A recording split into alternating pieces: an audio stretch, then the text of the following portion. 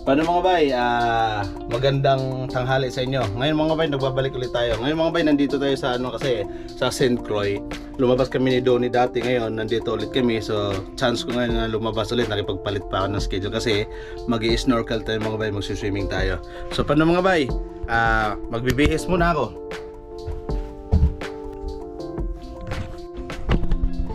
So paano mga bay, nakabihis na tayo at let's go na. Lalabas na tayo mga bay at mag-swimming na.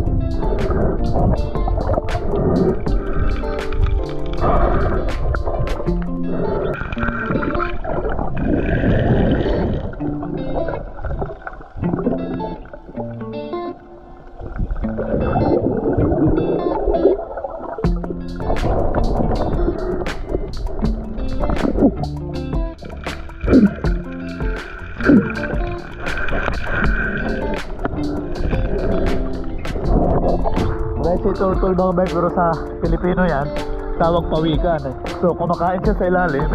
Sure din natin kasi nakita natin, so aantayin natin siyang umahon ngayon.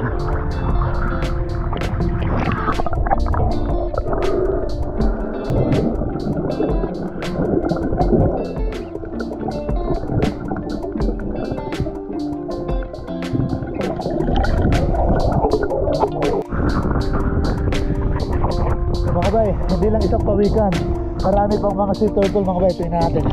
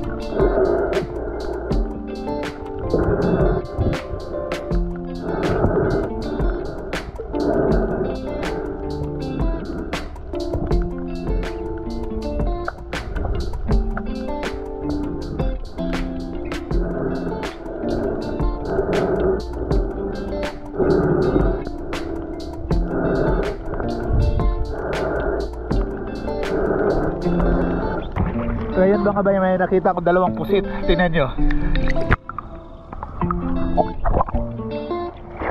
Sisiri natin mga bay yung dalawang pusit para makita nyo malapitan.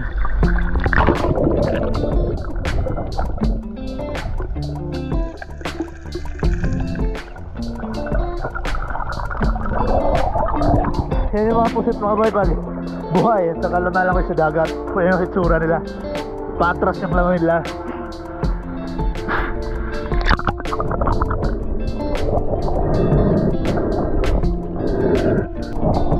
So buta mga bay, papaalam na tayo sa mga sea turtle. Punta naman tayo sa kabila, baka may makita pa tayo ng iba.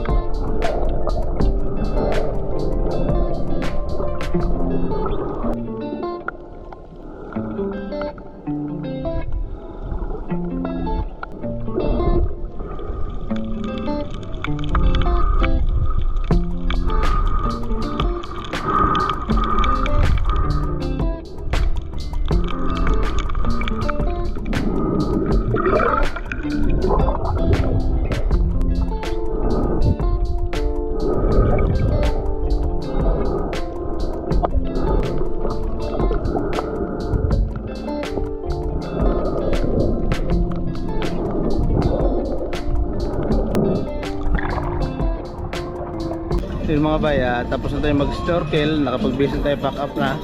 So balik na tayo sa loob ng barko. Kaming isda mga bay, buhay na buhay. Yan. So pasok na tayo mga bay. So yan mga bay, ito yung St. Croix.